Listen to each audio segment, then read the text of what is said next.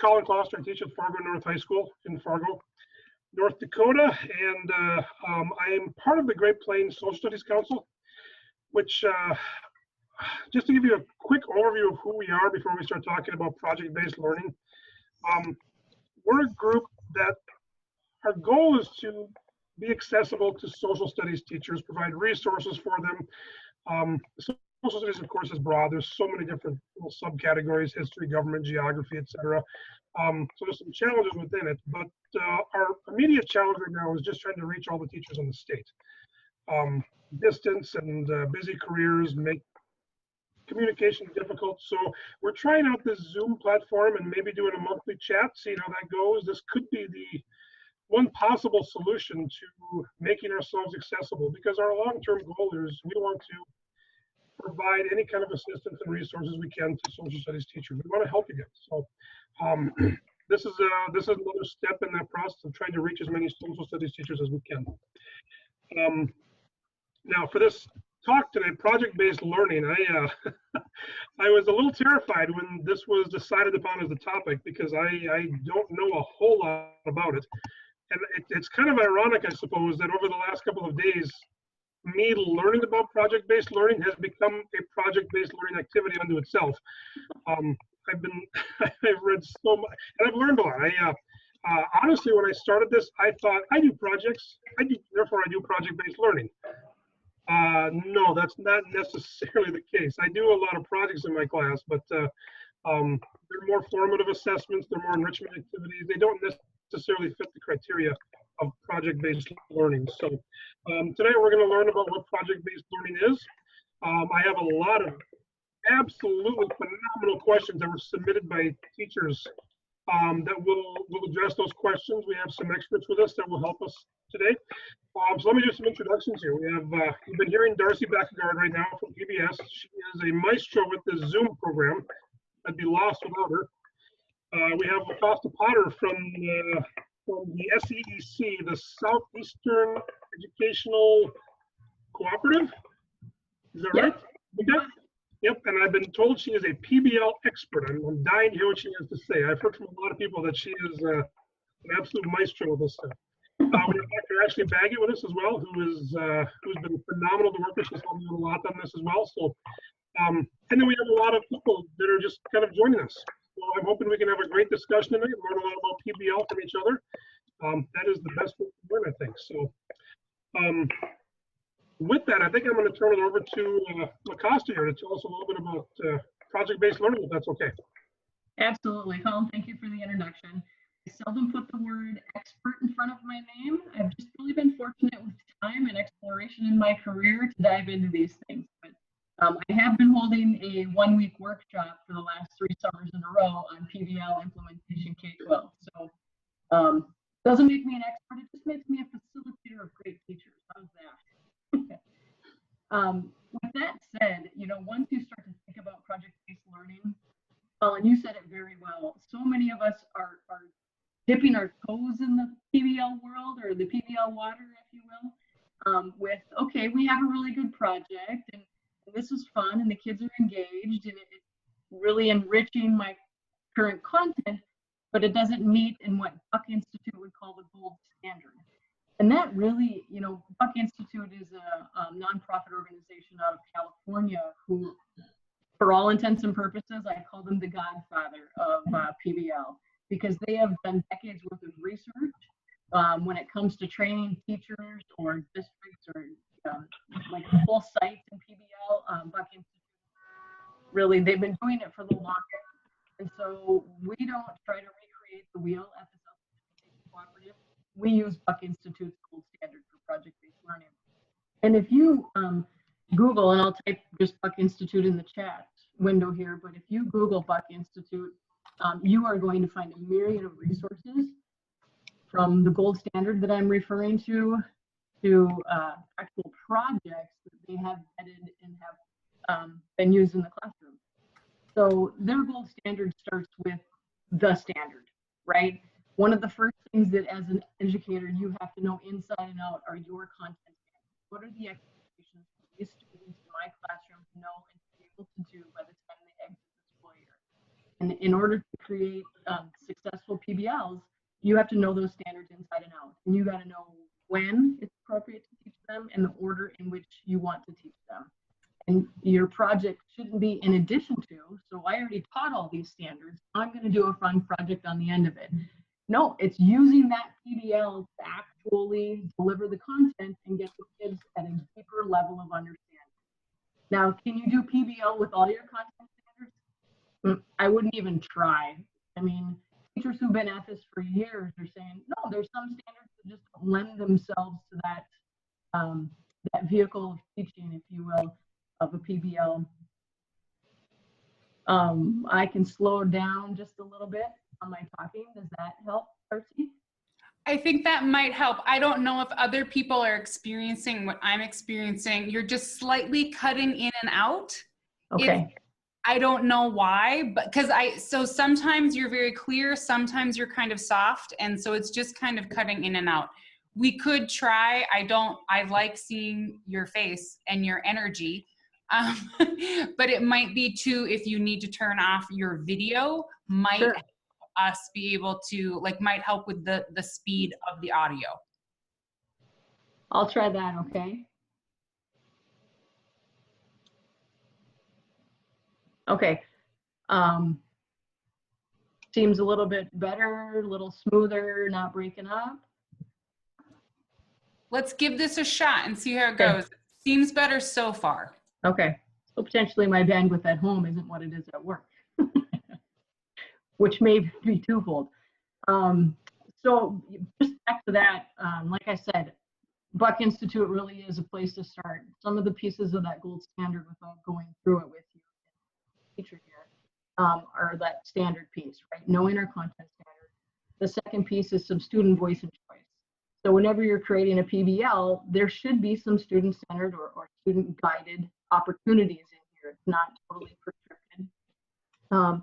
Another piece is engagement, right? So some of the ideas that we come up with as educators, this sounds really fun. For example, last summer, I always bring in, during the week-long summer workshop, I always bring in all of the students, high school students, and they look at about a half a dozen different PBLs, and we rate them on a scale of interest at the high school level.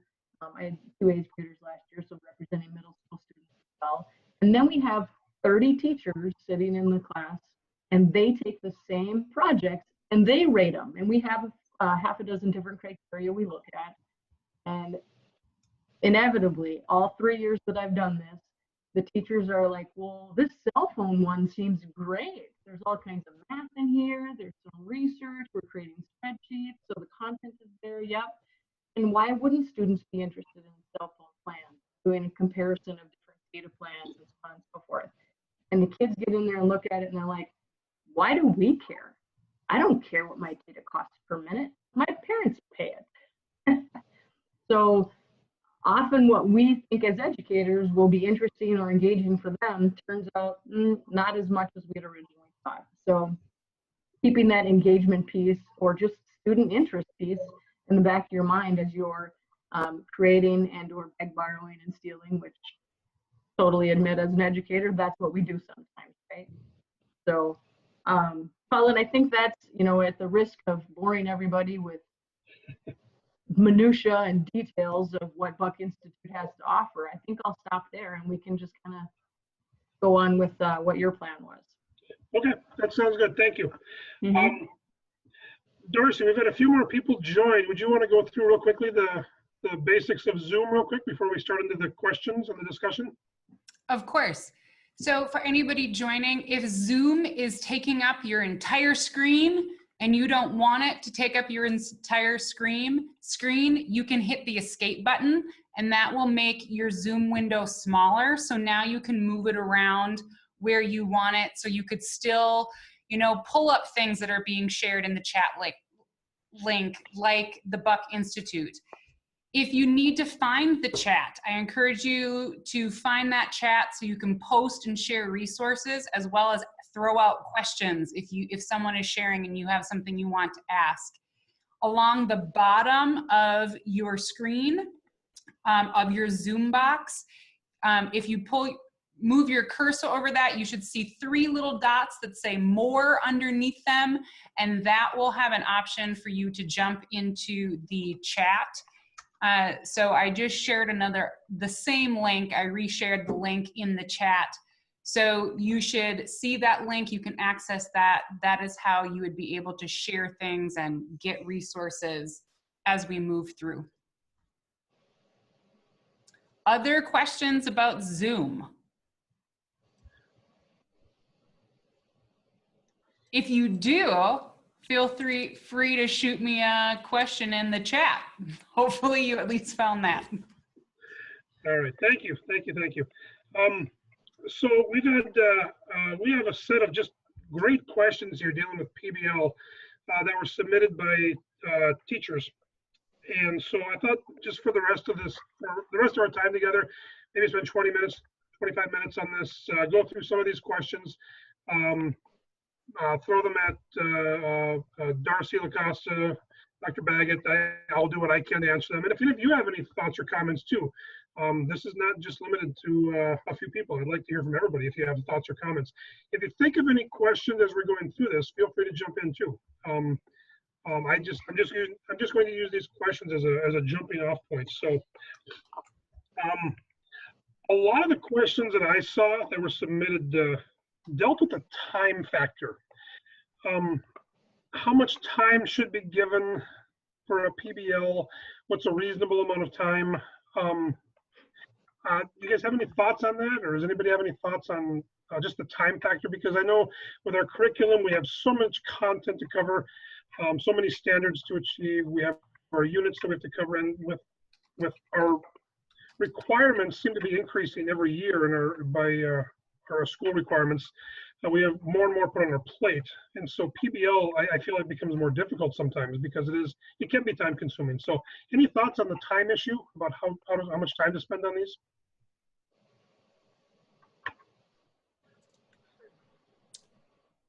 I think you nailed it, that everything I know is it's going to take longer, right? There's that depth versus breadth conversation.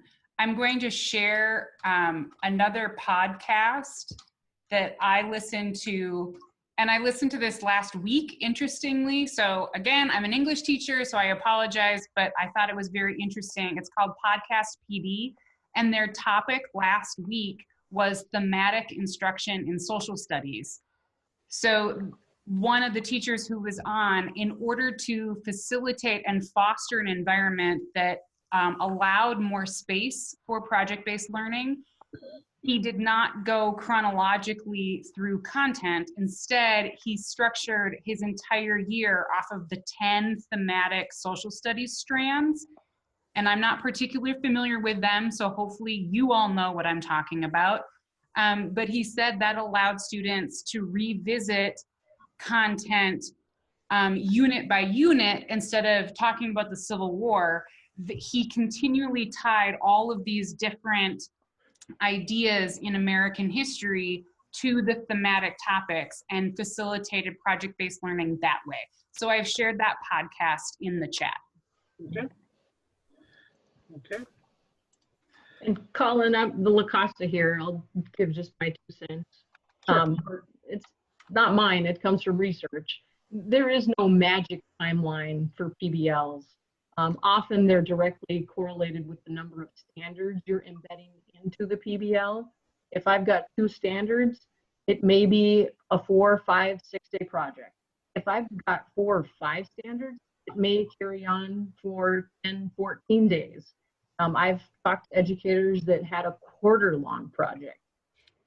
It really is up to the educator, up to the particular project, but one of the most important things to take into consideration is student burnout, right? So if you're going for something any longer than 2 weeks, you really have to have check-in points, if you will, to make sure you're not losing kids during that phase. Right. And I think as teachers, I know I'm guilty of this. I tend to fall into the formulaic approach. I like a checklist, and if it's not something terribly detailed and exciting and something like that, then is it worth my while? And I have to remember that it is whatever I make it. It's up to me. I control the flow and the pace of the project, whatever it is. If it's a day or a week or a month, it's really up to me. And that's sometimes we tend to forget those things, that we still control it. It's up to the classroom teacher how they want to do it. So another question. I love this question. It's a great example of sometimes the shortest questions are they can be the best. There was a question that was submitted simply, how do I start? And that is the biggest hurdle in so many things in life. Where do you even begin? And I thought about that question a lot. I don't know if I have a good answer. It really depends on the project and the teacher and what you're trying to accomplish. But how do I start? It's a great question, I thought.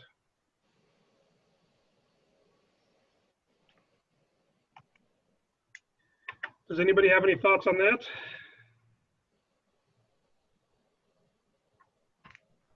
So during the week, Unmute yourself. I see someone is trying. Susan, you're trying to say something, but you're muted.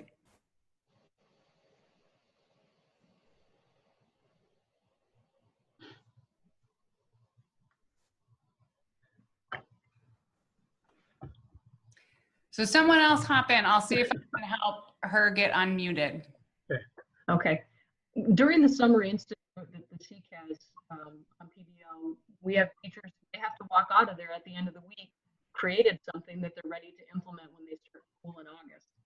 And one of the things we suggest is find content you're passionate about, right? So as the teacher, we have our favorites. I mean, I taught math and middle school social studies, and I had my favorite pieces. And sometimes it's easiest to take those things that we're really passionate about and build projects around them. And so that's just kind of a starting point. And the second suggestion is something that the kids struggle with. So if you have content that students really struggle grasping, that's another good place to start, because PBL is intended to get them to go deeper, right? To be able to transfer that learning. And so those are just two really quick suggestions. Okay. One of the things that I use my project-based learning is I structured around History Day when I taught junior high kids, and we did a social studies fair, and so they were all participating in that in the various categories of History Day. And so because there's so much support with History Day, from rubrics to just really specific step-by-step instructions, I found that to be very helpful. Right, and I'm actually doing History Day for the first time in my career this year. Awesome. It was a tough sell to the kids when they saw just the size and scope of it all. But now that we're a few weeks into it, they're actually really digging it. They have a lot of control. They pick their own topics, and so that helped out a lot. That helped build enthusiasm, because I have groups of young men who are sports fans. They're doing their project on Jackie Robinson, for example. Oh, cool. Yeah, we just did the show Newsies here at North High, and so some kids are doing their History Day project on the Newsies strike. So if you can give them some control over it, that really it helps them buy into it. But yeah, the National History Day project, if you guys have never done it, it is some of the best project-based learning that I've ever seen. And it's all very structured and laid out for you. They have the rubrics, they have a lot of great tips, but you still have a lot of control over it as well. So it's kind of the best of both worlds there. Mm-hmm. Absolutely.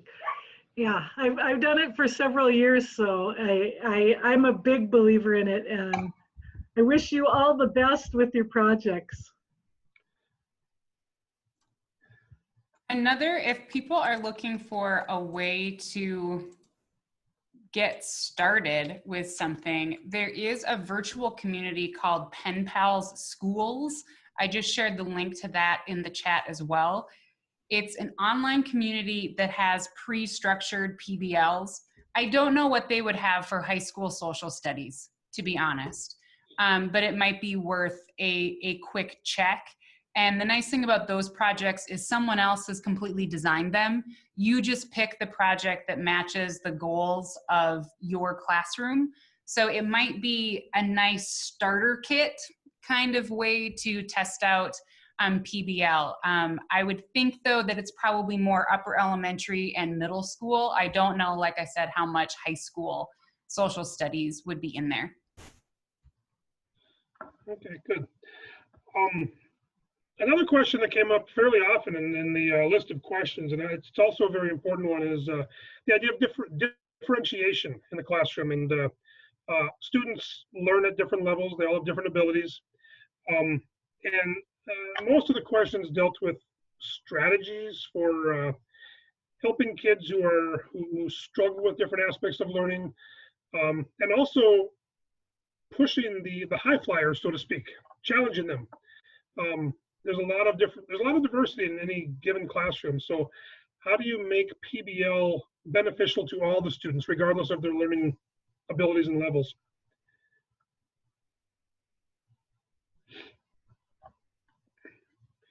And I suppose this would be true for really almost any assignment in the class. You always have to accommodate or account for all different learning levels and styles.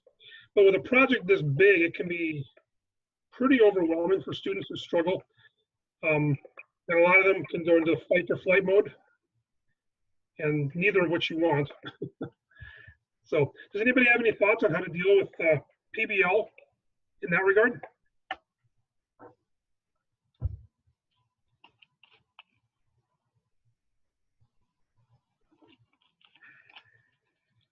Okay, we have helped them set clear goals. That would be good. Anybody else have any thoughts? You know, Alan LaCosta here, I think you touched on it earlier when you talked about your History Day project and giving students that voice and choice, right? And sometimes when they're comfortable with going off on their own and researching or exploring content that they're interested in, it really changes the game for students. But absolutely, I mean, Darcy put that in there, it's those learning targets. So these are the learning targets, this is the learning expectation for each and every student, regardless of where you're at. Some kids are going to meet it at that 4.0 level, right? Get above and beyond the standard, and some kids are at that level 3. Okay, you've met the standard, that was the expectation. Okay.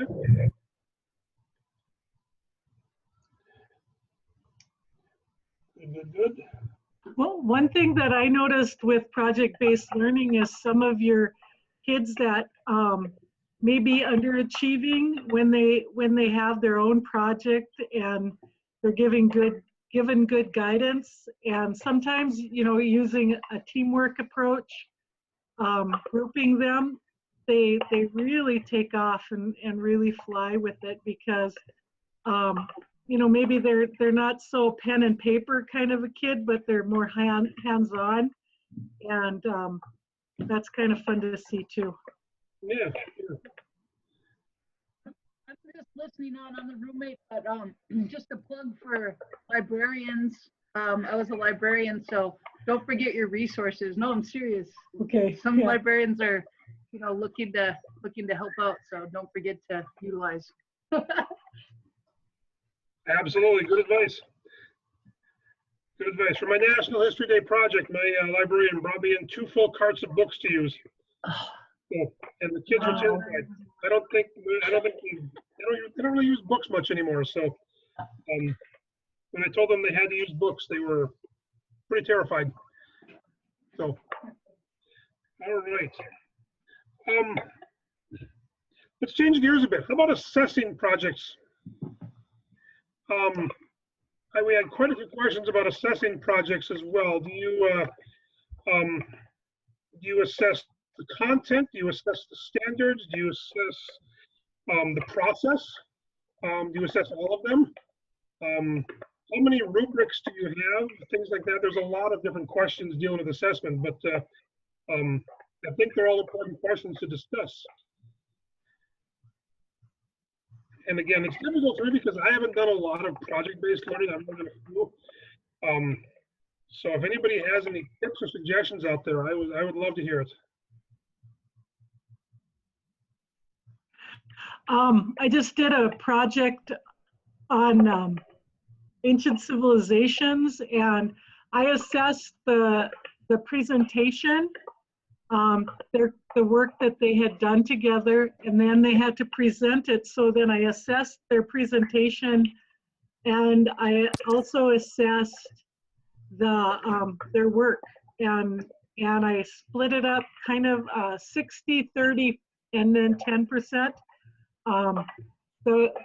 The product was 60%, the presentation of the product was 30%, and I used a rubric criteria for all of those except for the working as a group, that 10%, that was observation. Okay. Okay. When you do project-based learning, do you think we should typically have checkpoints along the way? Check the work as they go, make sure they're on the right path. That's what I always have done, but I'm not sure how other teachers approach it. Yeah, I would, when I've done it, especially with like National History Day, I would have several checkpoints. I would actually, because they always get overwhelmed when you give them the full project, the scope of the project. So having all those steps and saying, okay, this is what we're focusing on right now. And then with each type of assessment, you can vary it up a little bit. And I think that also will speak to differentiating to the specific needs. So if a particular student has anxiety and they cannot present, that is in their accommodations, you can tailor the rubric to say more points will go for. So instead of presenting, you can do a paper. Sort of video or some documentary to replace that. It is more work on the front end, I think, for the educator, but it is incredibly valuable for the student. And that way you can make sure they're not procrastinating and waiting to the last moment and just throwing it all together. All those little checkpoints for each little step. Like an annotated bibliography or just like a quick little check-in about group work, I think would help. I just did a project the other week actually, and half of it was content-based, half of it would be how they presented it, but then there was also an extra credit piece where I put a post-feedback form that the kids could grade their group members. And I could tell, okay, did they keep up on their side of the work? Were they on task? Were they on their phone constantly? And then I just included that as extra credit. So if I had two of the group members say, okay, this one was not holding up their end of the weight, I gave them no extra credit, and then the other, and kind of assessed it that way with dealing with getting their work done in participation. Okay. Yeah, I like that a lot. That's really great. Another component with that too, I did the same thing with a Google form feedback, and that was interesting. And then the other thing is peer review. As you're going through your project, have them do peer review, and I find that helps. The one group listens to the other group, and it seems like they see maybe ways that they can improve their own project when they're peer reviewing. Okay. Yeah, I think peer writing is also valuable. I've done some of that, and it's been very beneficial for my students. Along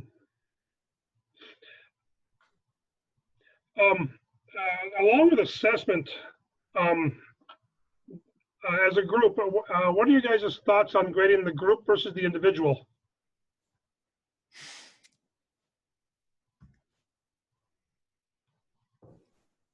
As an English teacher, I do both. There tend to be things that go toward a collective group grade, but I always make sure, and I make sure it's clear to the students that they will be graded on their individual component of the project. As that kid in high school who would just do everyone else's work if they weren't pulling their weight in a group project, I really hated that part of assigning group work. as a teacher. And so I felt it was very important. I always let students choose their own groups. I shouldn't say always. Most of the time, I let them choose their own groups. If it's something that I have put them into groups, I then really make sure that I'm giving in-class time for them to meet so that they aren't expected to meet with random people that they don't know very well outside of class. And then I make sure that it's clear that each of them has a specific job. By assigning roles for them within the PBL, it helps make sure that that kid is responsible for that thing. And if that one thing falls to pieces, the other kids don't get dinged for their grade. And I would agree with that, that's why I'm really hesitant about putting a high flyer in a group with a really low level kid, because then the low level kid isn't gonna pull their own weight, and they're just gonna have that high flyer do everything. And I was the exact same way, where I would do everything in the group, and Coster could probably attest to that in his class. But that's why when I just did my project, I kind of had like a mock draft where I put my high flyers in one area and my middle kind of kids, and then my low end. And I kind of did 2 high flyers with 1 middle, or like 2 middle with low, and kind of assessed it that way, so that they're more, I would say they were more successful that way instead of choosing their own groups. Okay. And we do have some questions coming through the chat side of the board. If you guys don't have that open, there's some good points and some good discussion going on there. So if you don't have the chat open, you should open that up. There's some great comments coming in.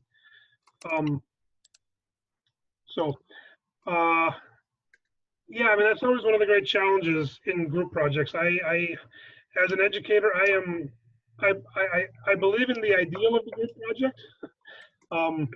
It's just the reality doesn't always match that. Sometimes you get, like Darcy said, you have one person carry the group, while the other 3 just kind of ride the coattails, and that's not fair to anybody. It's also not a great assessment if that happens that way, because then who and what are you assessing exactly? What are some strategies you guys have used to hold the individual accountable if you grade them individually? How do you keep track of who's done what?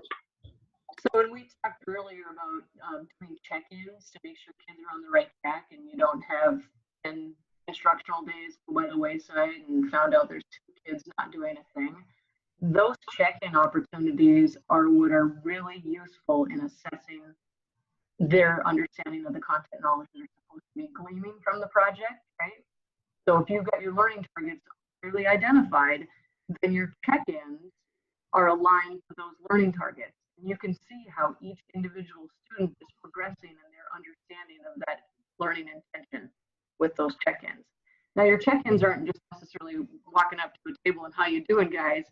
It's a very intentional plan, whether it's a reflection paper, whether it's, it's a small assignment built into the PBL to make sure every learner is on the right track and not one student pulling the way through the entire group.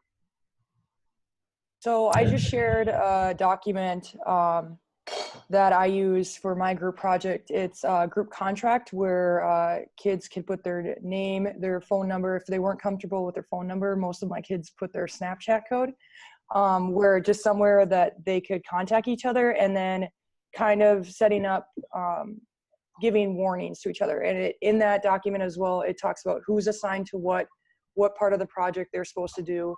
And then they could make their own rules. They had their own section where they could come up with rules. Okay, what's going to happen if someone's on their phone during class time, work time? What if someone's sick? And they would come up with their own rules.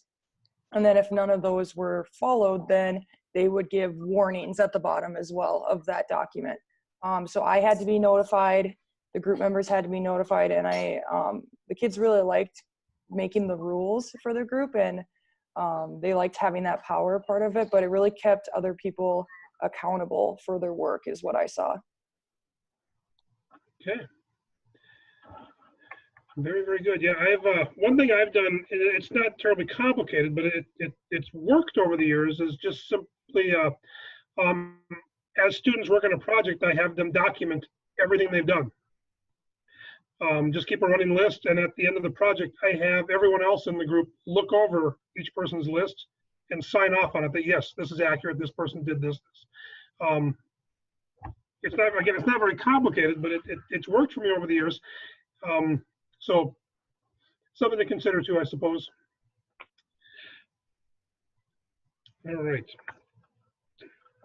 Well, we have a couple more questions that I can throw out there, and then I'd like to spend some time seeing if anybody has any examples or samples of PBLs that they'd like to share. We do have a couple of teachers of younger students. We have a 4th and a 5th grade teacher in our group that wanted to know about PBL in younger students and how effective is it? What does PBL for elementary age kids look like? And as a as an 11th grade teacher, I don't have a clue how to answer that question, but I'm hoping somebody might have some insight, because I'd like to be able to answer that question for them, or at least give them some information to help them out, because it sounds like they really would like to try PBL in their classroom, but I think I'm the wrong person to help them out with this one. PBL is perfect. There are plenty. I have visited several 2nd grade classrooms where students are doing project-based learning as one of the main components of their entire instruction. And so this is something, if we want to be building a generation of students who continue to be excited about learning. I love going into kindergarten classrooms because all of the kids in kindergarten are excited to be at school. And by the time they would get to me in 11th and 12th grade, not the case anymore. But this kind of genuine inquiry project, like what Colin was saying, of his students who are interested in sports getting to research Jackie Robinson, I mean, that's the heart of sparking them to have a genuine love and interest in what they're learning. So K-12 and life, think of how we like to learn as adults, of I learn much better if it's something that I'm excited about. All of you are here on a Wednesday night in the middle of the evening, in theory, because this is something that interests you. So that holds true whether you're 5 or 45 and everywhere in between. All right. Well, I have a question of my own, and I'm hoping that Darcy or LaCosta or anybody in the group can answer this. As I was doing research on PBLs over the weekend, I found a frightening number of learning, project-based learning, problem-based learning. I even stumbled across something called zombie-based learning, which I had to look up. It looks fantastic. It's teaching geography if there was a zombie apocalypse. And it was truly amazing. I was enlightened. I thought I wish I taught geography just so I could do zombie-based learning. But the question I have for the group is project-based learning versus problem-based learning. Is there a difference? I wasn't able to find a good source that told me that they were the same or different. Some sites said they were the same, some said they were different. So project versus problem-based learning, because in my class I do a lot of problem-based learning. I pose a problem and then we spend our time exploring that problem, coming up with an answer. And we do projects to try to achieve an answer. But is there a difference? Yeah, according to the researchers out there, problem-based learning is a subset of project-based learning. Okay. So problem-based learning actually came out of the medical field in the after the turn of the century, and that's how they started training doctors, was through problem-based learning. You know, here comes this patient, your symptoms, you figure out the problem. And it then transcended into more of a public education process, and then has since graduated to what we call project-based learning. And I think you said it perfectly well, Colin. I present the kids with the problem, we research it, we try to find a solution to that. But more of a finite solution to a problem, right? Not quite as open-ended or authentic. And so project-based learning then offers more of that voice and choice, more student authenticity. It could go in multiple directions. Our problem is a little bit tighter. Neither one is better than the other. It's just, if you keep digging, you'll find where they'll say that the problem is a subset of the project. Okay. Okay, very, very good. Colin, in terms of problem-based learning, I think in our field, oftentimes it can be more towards researching historical documents with a guiding question in mind. So Mhm. we do that all the time. I think, and so that's typically how I've seen it used in social studies classes, is that driving question, analyzing documents, but very finite, it's close-ended. It's usually done within the class period, that activity, that they come to the answer by the end of the course. So it's not, as open-ended and taking several days, project-based. Okay, perfect. Yeah, I mean, a sample question I might ask is, was the progressive movement a success? And then we'll spend a week or two looking at different examples of what the progressives are trying to accomplish. We'll do some projects to, as enrichment. But I'm reluctant to call it project-based learning because it doesn't seem to fit the description. I think, like LaCosta said, it's more of a subset of project-based learning. So, all right. Does anyone have any other? And Colin, on what you had the kids do with that question. Mhm. If you asked that question and then you had the students explore and find different answers and see where that path took them, and they had to discover the answer to that question, kind of what I took LaCosta as saying in terms of that subset is solving that problem then becomes the project. And that would be what they're doing. If you are guiding them through a series of readings that answer that question, that's probably not project-based learning. That's probably like an inquiry process in the classroom. But there's no reason why your questions couldn't become a project, at least to me. That's a gorgeous question. Okay, perfect. Before we start talking about, we're at 6:45 right now, and so time is running short. This has been great, you guys. You guys have had some great discussions. I love reading the chats on the sidebar. It's fantastic. Does anybody have any questions they would like to throw out there for us to discuss? I've been throwing questions out that have been given to me, but do you guys have any questions before we start talking about maybe any samples that people might have? Megan brought up in the sidebar absences. Yes. That killed me on my last project. I just wanted to hear what people have to say about that. Yeah, well, go ahead. Well, I've talked enough tonight, but for me, Courtney, I'm with you, but that's the blessing to me of Office 365 and Google Docs. It's the blessing of having clearly defined roles within the group, so that the students kind of know what they're doing. Absent the day of the presentation, oh dear God, like bane of the existence. And I always just feel like how much that kid has let down their peers. I don't have a great answer for that. I know that I do not have a good poker face on those days because I'm visibly annoyed when students are spontaneously absent, particularly if, yes, Courtney, spontaneous, yeah, conveniently absent on those days. I don't have a great solution for that. I have let students present without a group member and then made that group member present, like have to kind of summarize their group stuff and then present on their own in front of the whole class. Yep, I've done that too. I tell my groups that you're responsible for all of the information. If you're doing groups, the tendency in groups is often to divide and conquer, which I don't like. That's why I like the division of labor, or I like them to all work together, but if someone's going to be gone, and I tell them this when I give them the project, you're presenting on the day you're presenting. If people are gone, everybody in your group should be an expert on the topic. And like Darcy said, I'll do the same thing when that person comes back. I may have that person do a short mini presentation because they should know the information as well. That's the goal of the project, is to acquire that information or the skill or whatever it is you're assessing. So I still have them go, even if people from the group are gone.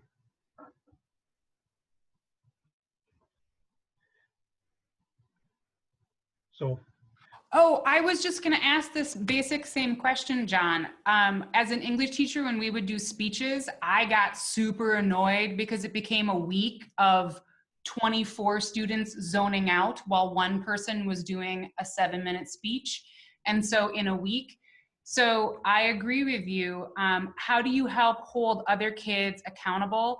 In the chat, I shared a sample social studies ecology.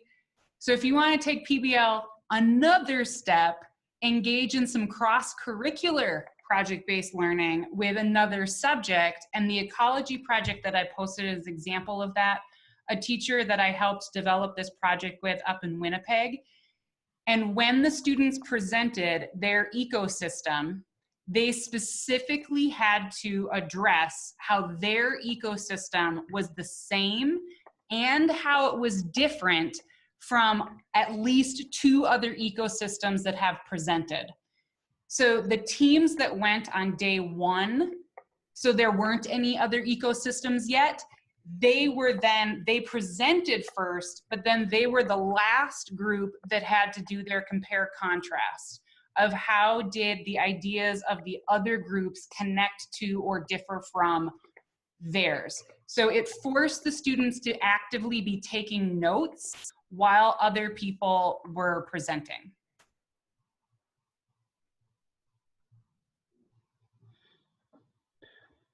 okay, I'm just reading the chat here and then I'll, when I do problem-based learning, do I provide resources to research my question problem? It depends. I have some projects where I don't. I give them the problem and I give them a couple of platforms to choose from. It's a little like a little miniature National History Day program. I give them some platforms that they can choose from. They can make a website or a documentary or something like that. Other times, when I start the year, I tend to spoon feed them the resources a little bit just to get them comfortable with primary sources. But as the year goes on, I give them more independence with the problems. So it's a little bit of both. But I start off the year giving them resources, yes. By the end, it's all on them. So, all right. Does anybody have any samples they'd like to share, or anybody have any great projects? We could certainly make them available to everybody in the group. I'm not sure if we'll either put them on our website or provide links to them if they're in Google Docs or something like that. But if anybody has any samples, I'd love to share. It's one of the things about professional development is it's always nice to be able to take something home, something tangible you can use the next day. So if anybody has something to share, I have one I could share, but I'd like to see if anybody else has something first.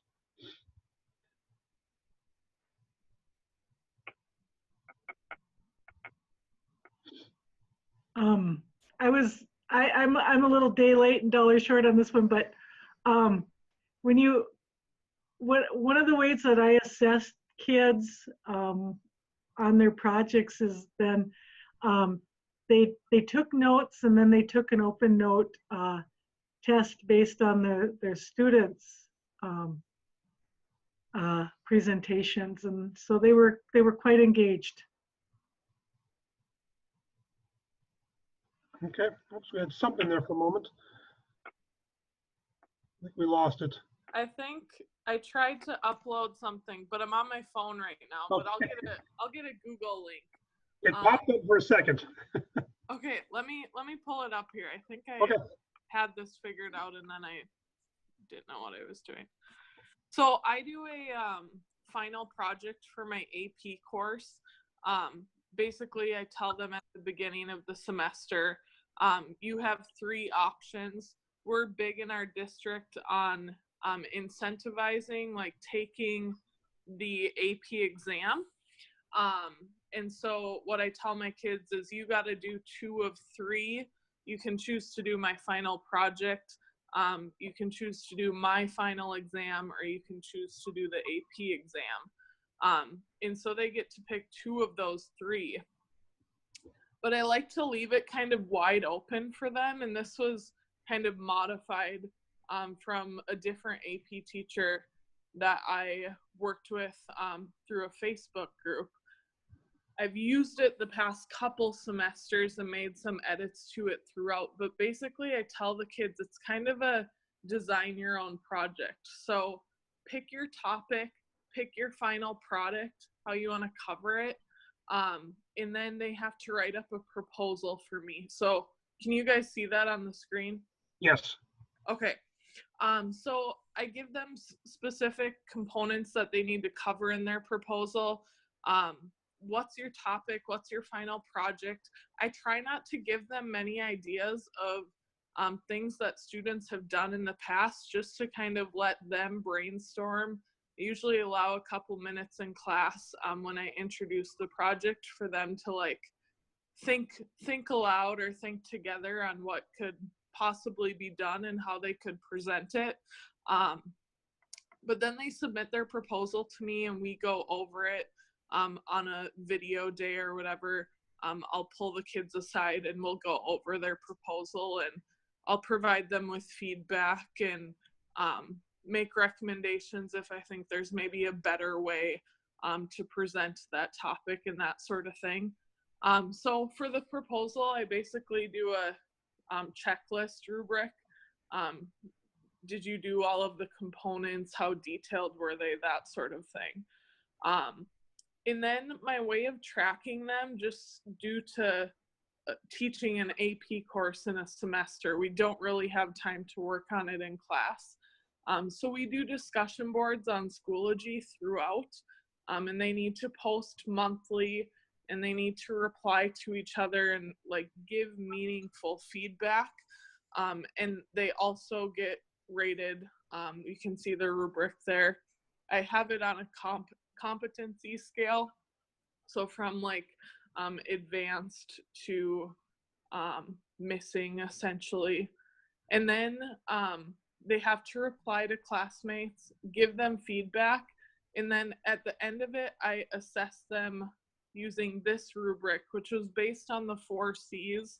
And this is something that we cover when I introduce the project. Like, this is wide open for you, but you must do these things. So the main one that I look at is like critical thinking. And were you able to analyze and evaluate the effectiveness of some structure within our political system? And so that's kind of where I start it with them. They also get some points, of course, for communication, collaboration through their, everyone does a presentation and that sort of thing. Creativity, time management, I use those discussion boards to check in and make sure that they're kind of carrying out their plan for time management that they made in their original proposal. And then their proposal serves as a goal setting sheet. And then at the end, when I see the final project and presentation, I can come back and see if they actually reach their goals. And so we spend time working on like setting attainable goals. And that's kind of the way that I do differentiation through this project. Obviously, it's my AP course, so many of them are high flyers. But there are obviously some higher than others. And so we set realistic goals in the beginning so that they can actually reach those goals at the end of the semester. So that's kind of the main project I do with my AP course. Couple examples that I've had kids do in the past. I've had lots of kids do like posters. I've had them write children's books. I've had them do kind of like a crash course style video. I've had documentaries done. So it kind of allows them to do really anything that they please on any topic that we cover in our textbook, as long as they're, again, analyzing the effectiveness of some political structure. So that's the main one that I use, and it's worked well for me. The rubric is kind of always a work in progress. I'm always making notes on it, what worked, what didn't, as I go through and grade them, but that's what I got. Okay, that's great. Would you be willing to share that with us? Yeah, we'll try and figure that out here. Okay. Fantastic. So, good. Does anybody else have a sample project?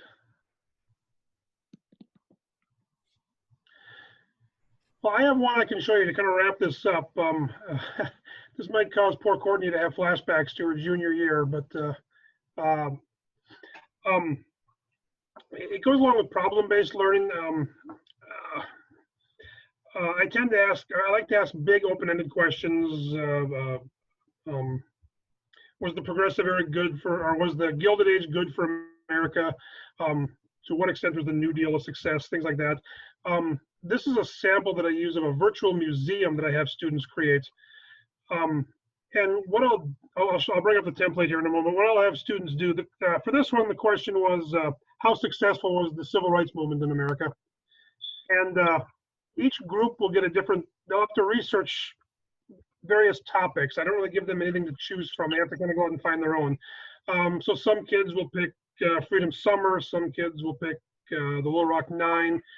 There's a lot of ways you can go with that, but each group will have a different museum they'll have to make, and they essentially are going to provide a narrative of, they'll start with context, background of the event, then details of the event itself, then the after effects, the synthesis, I guess you could call it.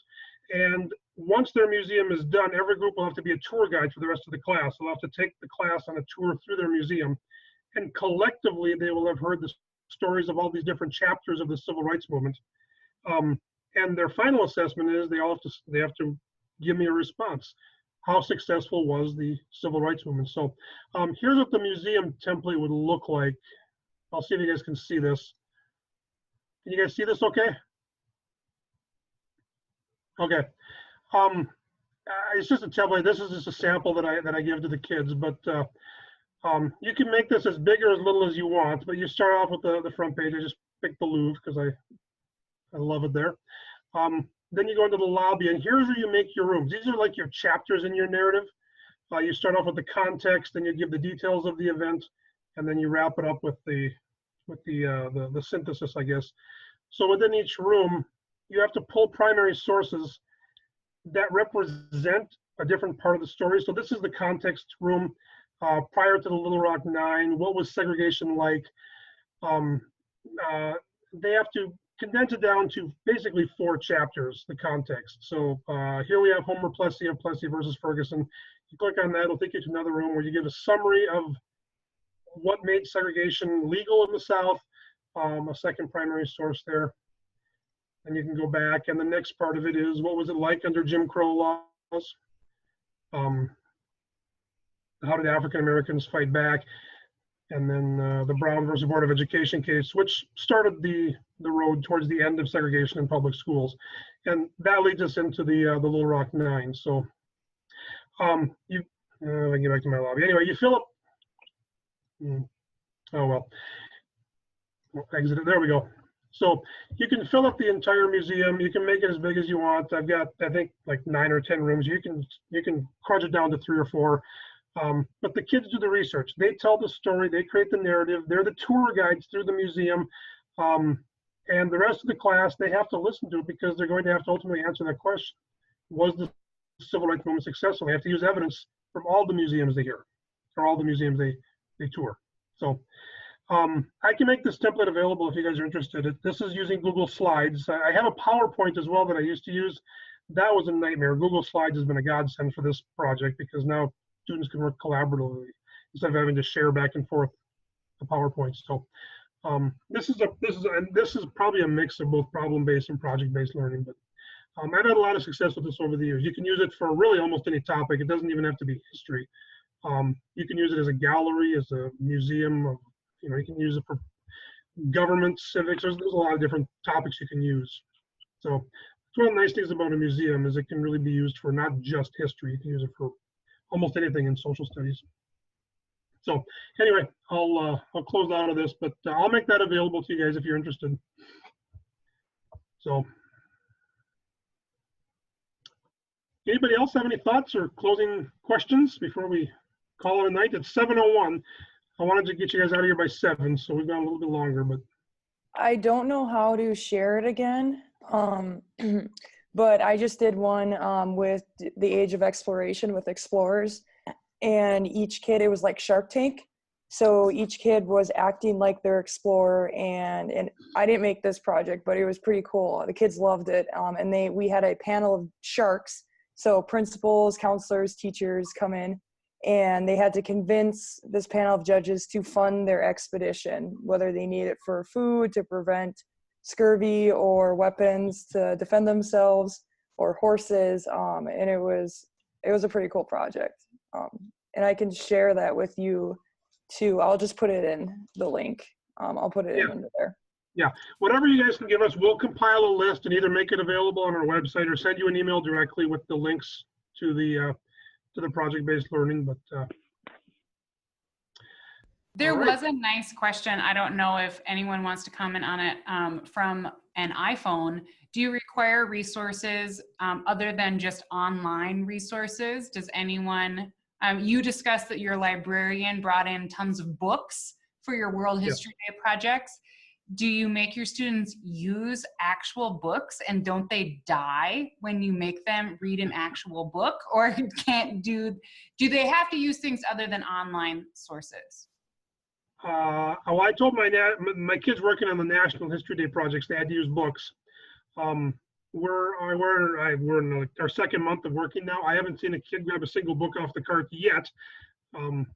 I will remind them again that they need to use books. As they can use online resources, but they need to have at least, I think I said 3 print sources included in their bibliography. I don't think anybody has even 1 yet, but they still have 2 more months till it's due, so I'm hoping that they get it figured out.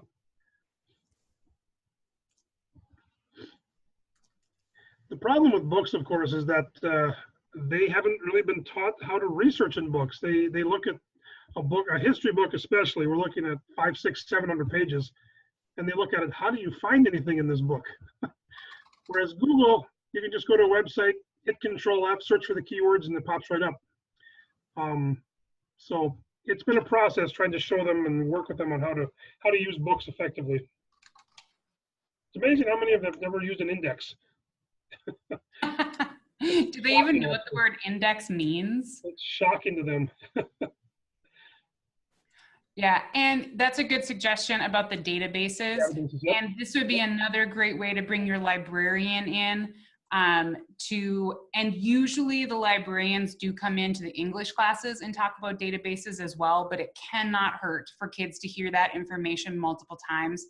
Every student in North Dakota has access to Odin, our online course catalog, our online databases, so you would be able to use that. If you are doing online research, I just shared in the chat, I highly recommend Digo. It's an online annotation tool. So if I'm online and I go for, and I find an article, let's say I'm even just here, I have this Digo button. It opens my Digo notes for this piece, and now I can read and annotate with my Digo tools. I can highlight things on this website, and I can make notes on it. And then when I go to my Digo site, everything that I've looked at is saved to my Digo account. So now kids don't have to worry about losing things. And there are a lot of different ways to track that. But if you've ever run into that, it's a free extension and add-on for Google Chrome. So kids would have their own individual accounts, but they can also form teams. So if you're on a team and one kid finds a document or a resource, it shares it to everyone on that team. So if you're already using something like Google Docs, you could do a lot of the same things just through Google Docs, but I like that the Digo allows you to annotate and add Post-it notes and add all kinds of other information, and then it automatically saves it so that kids can't go, I don't know where I found this. Yeah, it's a good tip. I have Digo on my computer, but I've never actually used it. So, but I will revisit it now. In fact, I was looking at it about a week ago and wondering what is Digo. It's on my computer, but I had no idea. So, at one point or another, I put it on there. But all right. Well, guys, 7:06. I've had a blast hanging out with you tonight, but I want to go home and see my kids. I will, we've recorded this. We'll make this available. We'll also get, if you guys want to share links, we have some in the chat, on the chat column, and we'll get them to you somehow. I have to figure out the best way to do it, whether it's via our website or on a document, but we'll get it to you somehow, some way. So that's all I've got. I appreciate you guys coming out and spending the night with me. As you go forward, if you do project-based learning, feel free to send us your stories, because I'm hoping you guys took something from this. We hope to do another chat next month. We'll figure out the topic yet, but if you have any suggestions for topics that you'd like to see in a chat, let me know. We're open. We're here for you guys. You're not here for us. So we want to work with you. So let us know. And thanks, Colin, for bringing us all together. Oh, it's been a blast. I appreciate it. Yeah. We'll see you guys next month. Have a good night, everybody.